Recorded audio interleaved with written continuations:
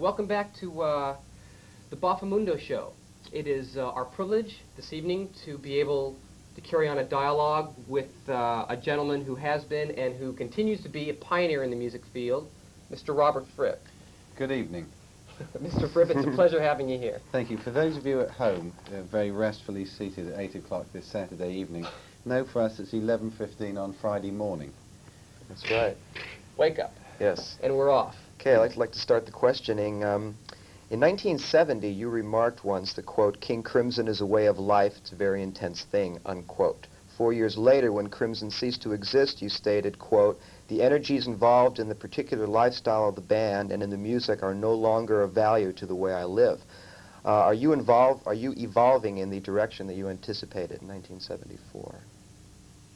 I didn't have anticipations. I didn't really have expectations. I had no idea what I would do. Other than, and at this moment I lean forward and look into this camera intimately, presuming it to be upon me, although there aren't little lights flashing. Good evening, all you folks out there in Radio Land. I left King Crimson for a number of reasons. And one way of putting that forward would be to say that it was no longer an appropriate form of education, that all the questions which were beginning to arise in that Fripp were not meeting a response in the rock and roll world, in the same way that when I'd been selling houses for my father, trainee real estate,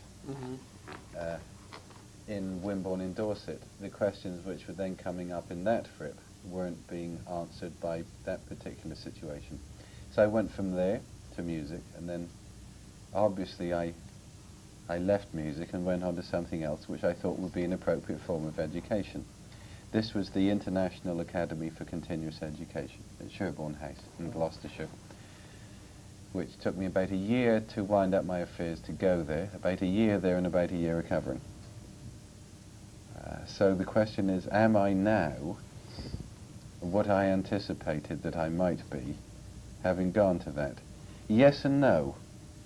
That I had no expectations, but I wished to find some practical way of dealing with this idea of being a small, mobile, intelligent unit. And what I'm doing now would seem to be a more accurate reflection of that notion than what I was doing formerly. So in other words, you simply change, you just want to have the freedom to go wherever you feel the questions that arise in this Fripp can be answered. If No, it be I don't wish the freedom in that sense. I wish to have, from one point of view, absolutely no choice. So what is obvious presents itself to me. Right. In a sense, having committed myself to this drive to 1981, for those of you at home, you find some scant reference to this on this poster. This drive to 1981 commits me for 2.5 years to be working substantially in the marketplace in positions of public access and accessibility. And having made that decision, I don't really have to worry too much about what I'm doing. Obviously the details will be filled in as the drive continues and so on. But rather than sitting around wondering, is this the life for me, should I be doing better things, and so on, all my energies can simply go into this particular campaign. I think the analogy here would be, there's a little story of a Sufi master who says, choice, freedom. I have no choice. I can only do the will of God. This is freedom. Now, from one point of view, I would view this drive to 1981 as being a personal discipline. But from a practical point of view, having determined to do it, it saves me an awful lot of energy, wondering, should I be doing other things? Is this the right thing to do? All that self-doubt is... Now, one thing I found about being interviewed, the people that come along with extensive notes and research, as soon as final draft, Robert Fripp interview, if you know exactly the questions you're going to ask, this implies that you know what my answers will be. Not at all. No. We outlined what absolutely we're not. curious about. Right. We boiled it down, Right. and wherever the conversation goes, Chances are we won't cover most of this. It's just if the opportunity should arise, I should be prepared. All right. So we go to number 2? All right, let's move on to number 2. If you don't mind delving into the past for a couple of minutes, personally, myself, and I'm sure the Boffomundo audience would be curious about certain past Crimson members, some of which we have never heard of since. We know what's happened to Bill Bruford and John Wetton. There are certain people such as Ian Wallace, Gordon Haskell, the Giles brothers, David Cross, Jamie Muir. We haven't heard anything from them. Let's go from the beginning. Michael Giles left King Crimson to get married, and that's essentially what he is. He's married with a son, living 3 miles down the road from Wimborne in Dorset. He's not in music anymore? He, in the sense that Michael Giles, excuse me, as one would say in England is, Michael Giles, he has done some sessions, but in terms of what Mike can really do, no, I don't think he's done very much since he left. Ian MacDonald, obviously with Foreigner. Greg Lake was with Emerson, Lake and Palmer. He also lives just 3 or 4 miles down the road from Wimborne. Peter Giles is a solicitor's clerk. Has been outside of music for 9 years, 10 years. Then Mel Collins played saxophone on the Rolling Stones' Some Girls. Ian Wallace... Camel. Ian Camel. Yes. Does other sessions. Ian Wallace was Bob Dylan's drummer. Ah. Boz Burrell with Bad Company. Right. David Cross... Figure it out. David Cross bought a bicycle and cycled across Southern Ireland with his violin. I've not seen or heard of him since. And there's a story there. When it was determined that, for a number of reasons, David would have to leave the band, I said, I'm going to tell David. This was the very last gig in America, very last King Crimson gig, actually, July the 1st, 1974. And I said, I shall tell David. And they said, no, you can't tell David. He'd jump out the window. I don't think that's true, but there was some genuine concern that his distress might result in an unfortunate situation. So I said, well, look, I'm prepared not to tell him, provided that you do. Immediately he gets back to England, because I was going to stay in America for another week. So I returned to England to find that he had not been told, and he was only told the day before the Red sessions began. And rightfully, I think he was probably outraged at his shabby treatment and seemingly offhand way in which he was dismissed. So although I've made several overtures to David since to continue our friendship, because of all the people I worked with in Crimson, David was the closest to a really close personal friend that I had. Jamie Muir is a monk in a monastery on the border of Tibet. He left King Crimson to become a monk and remains so. And John with UK and Bill with Bruford. There you have it. Okay, and we're off. I'd like to speak of someone else who's had a profound influence on you, speaking primarily of Brian Eno. We wanted to know if you use his method of oblique strategies in your work or in your everyday life. No, I have my own way of working with hazard. Eno would describe this probably as random elements. I would use Bennett's idea of hazard, which is defined as chance and significance combined. That a random event may or may not have significance. A hazardous event always will. So Brian's particular way of dealing with random situations, if you like, is to produce an oblique strategy. I have a different way of dealing, and if a choice is finally needed, I'll toss a coin. Really? Well, would you like to go more into depth as to your concept of hazard? I'm slightly... All right. The 19th century had this fairly optimistic view that the universe was mechanistic, well, that wouldn't be optimistic, but that one could accurately predict any outcome. The 20th century, having seen a number of situations happening which couldn't be predicted, have revised the situation that, yes, we can predict accurately that maybe one random situation will occur in 10,000. Whereas the 19th century would have said, it will be the 998th. We can predict this. The 20th century would say, we can accurately predict that it'll be 1 out of 10,000, but we don't know which one. Mm-hmm. This is the hazardous factor. So if one accepts this as a universal situation, one could say that there is nothing guaranteed in the whole universe. Bennett expressed this as the idea of the dramatic universe. Mm-hmm. Another way of expressing it would be, the way I express it, the law of discontinuity of straight lines. Nothing moves from A to B in a straight line. Something always changes, always deflects. So this is a slightly less sophisticated version of Gurdjieff's law of 7, or a bit more sophisticated version of Murphy's law, that if it can go wrong, it will. Now, I don't know quite how far to go into this.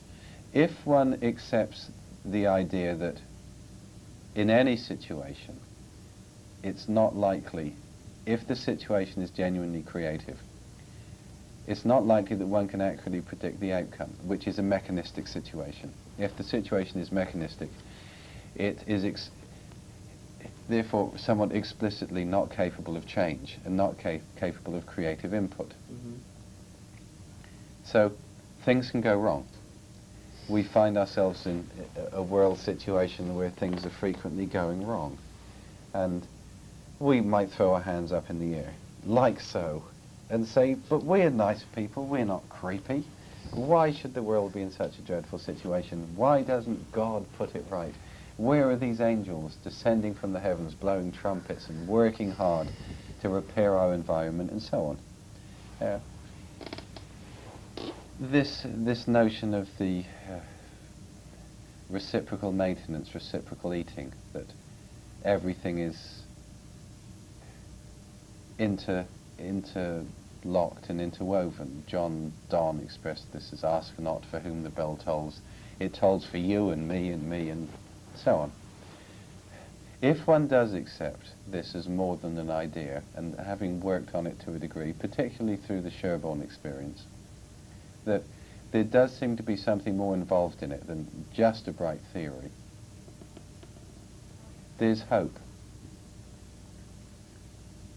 There's hope that a qualitative act, on however small our particular widows might be, that since qualitative situations are not bound by quantitative rules, a small act of quality by you or me, or you, Our cameraman.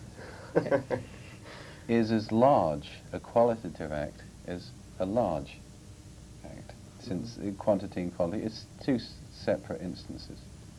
And that if one can in some small way bring a qualitative situation into one's life, it does affect others. My personal expression of this is that a qualitative leap inwards, it spans outwards in all directions.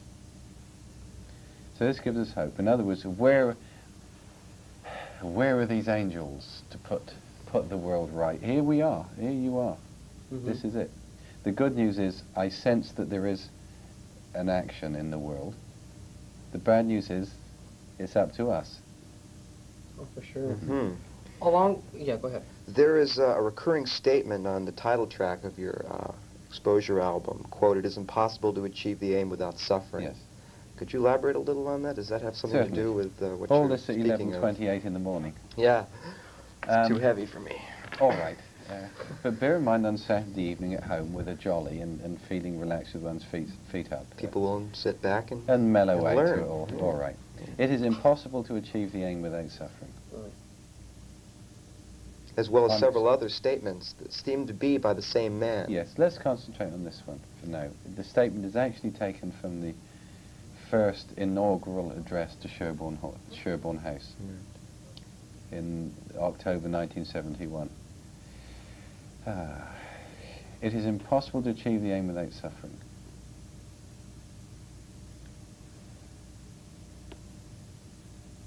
All right, if one is moving from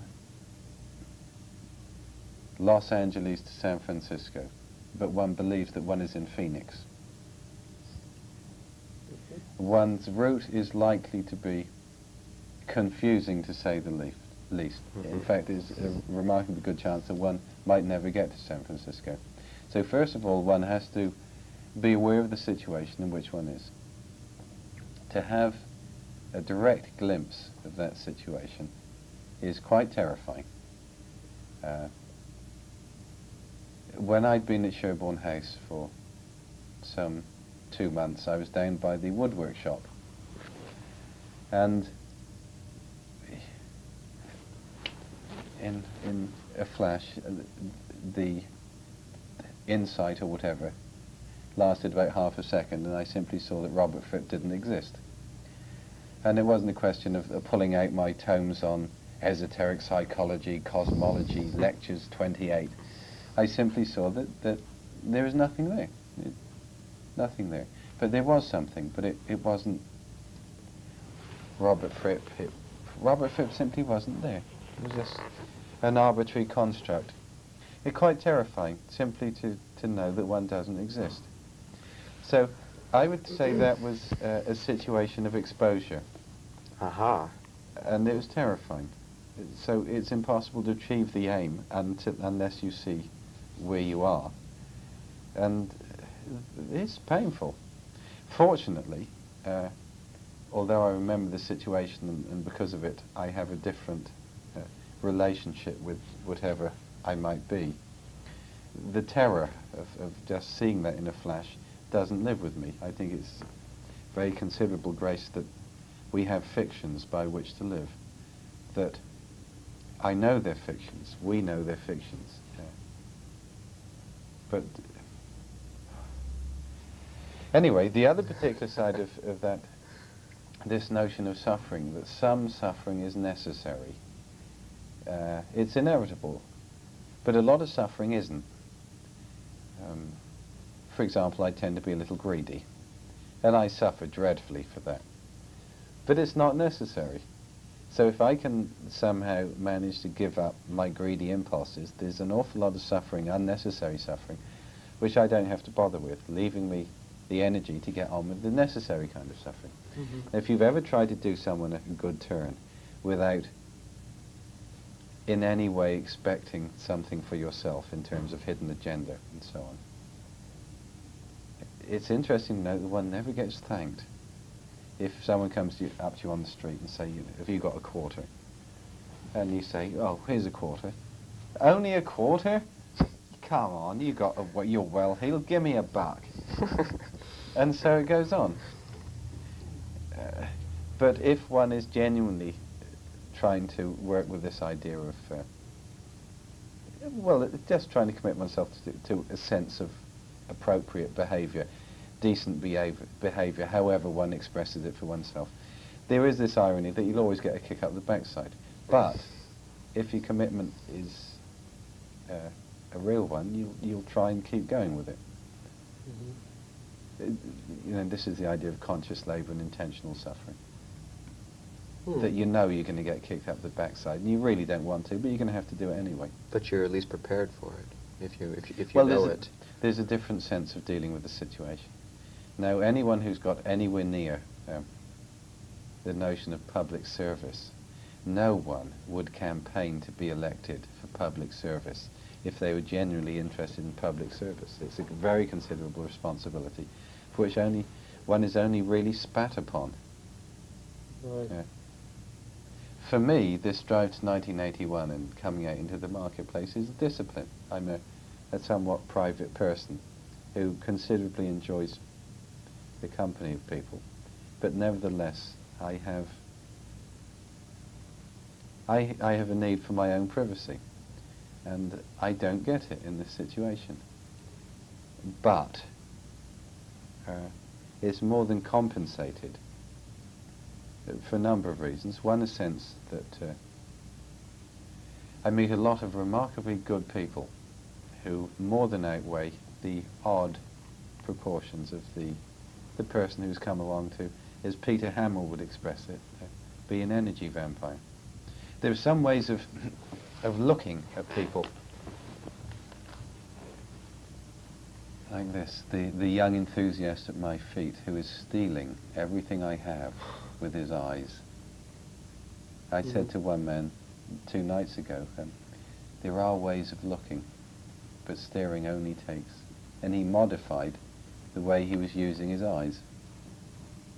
And last night I could sense, and I can't demonstrate this empirically, but my sensitivity to crowd responses is fairly acute, if only because of some 3.5 months of doing this, 3 months of doing this. That I can tell when there is concentration and intention and when there isn't, and last night there wasn't. That if one has a balloon of air, one only needs one hole in it, and it goes. Right. There was the gentleman there with the cassette machine, specifically after the ticket said no cassette machines, specifically after I asked people not to turn them on, he turned it on, and felt no responsibility whatsoever for his action. I found that so intrusive that even if one didn't agree with my presentation, purely as an act of human courtesy, one would not have turned on the cassette machine in that situation, and yet he did. Let me ask you something regarding the difficulty you had, and I could see you would have, in dealing with the audience, the people who went to see you last night. On one hand, you asked the audience to actively listen to what you were doing, to share in what you were trying to do, your art. And on the other hand... I don't like that word art. Oh, okay, sorry. That's a different question as well. In a sense, I would prefer craft. I think craft is something, if one sees art as that breeze which bloweth as it listeth, that intangible quality, that certain something, you know, the magic of a performance, we can't control that, but we can raise a sail to catch the breeze. So the craft would be the disciplines one undertakes, in this case as a musician, in order to try and get near that. Yeah. But that's just an aside. Well, yeah, well, my point was that a lot of people stop by to see your virtuosity, to your disappointment. They came to see your craft, your playing. My question is, how do you make a definition of art from craft? Or as you just kind of stated, it's all sort of one vehicle, they go hand in hand. All right, art is where you wish to go. Craft is how you get there. The art, there are a number of different ways of approaching this. I mean, art is a leveled experience which works on a number of different levels simultaneously. It's in a sense a mirror of an individual person or a society or whatever. A commercial situation is something which exists only on one level. But my concern is always to touch that intangible something, which is, it's the difference between really making love and wanking.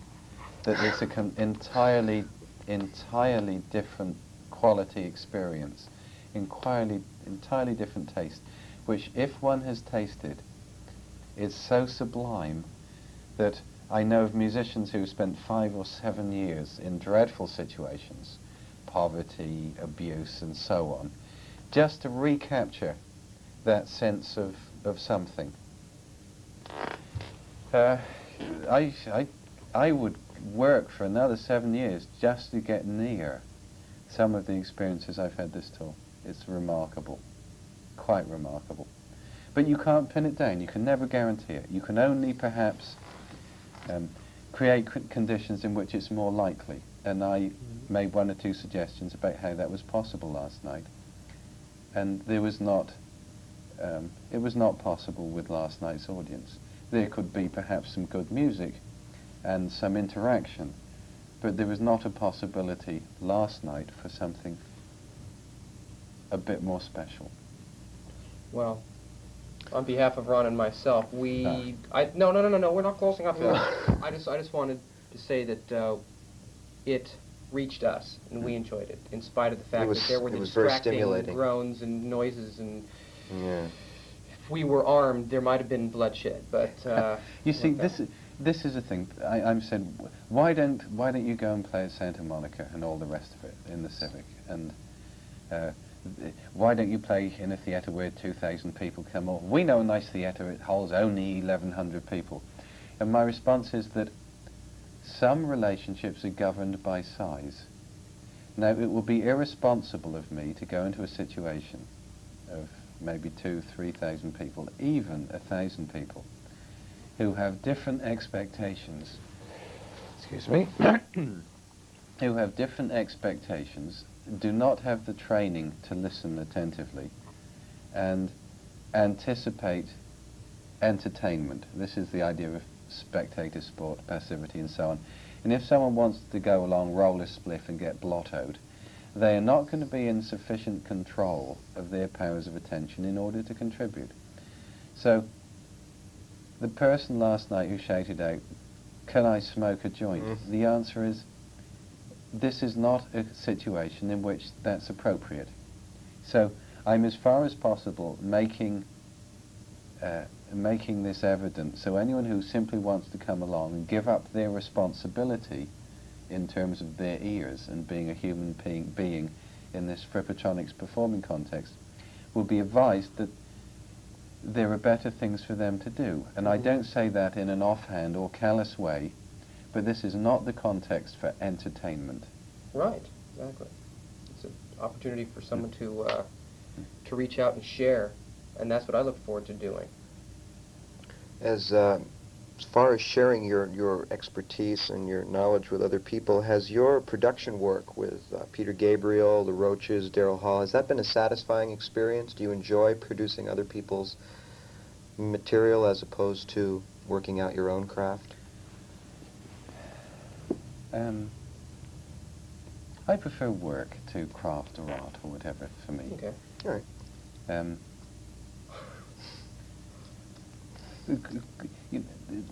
People at home that listening to us talk and so on might think that I'm a serious person and that my work is not to be enjoyed. It's very serious. It's not serious at all. So in terms of have I enjoyed production? Yes, I've had some really enjoyable experiences with Daryl Hall. Daryl Hall's unreleased solo Is it ever going to come out? There are so many contradictory quotes on this. Let's clear the record. All right. Quickly. Yeah, quickly. 30 seconds. Cynthia from Daily Variety phoned up RCA, the Vice President of Business Affairs, and he said, "We are happy to release this record whenever Daryl wishes." Yeah. My understanding is that Daryl wished to release it nearly 2 years ago. Right. The record was completed on November the 2nd, 1977. There have been a number of other quotes from RCA. One of them was that we are not delaying the record, we are negotiating a convenient release date. Excuse me, we're going to continue to talk. We hate to interrupt Mr. Fripp, but we are out of time. Oh. Do tune in to the Boffomundo Show in a couple of weeks, and it's been an exciting evening. Everyone go have a drink of water or something, relax That's right. a little We bit. thank Robert Fripp Oh, Yes. thank you. for being on the show. Thank you. Mr. Fripp, pleasure. Gentlemen, thank you. And good night from the Boffomundo Have gang. a good evening. Yeah. Okay, so go on. No, because we heard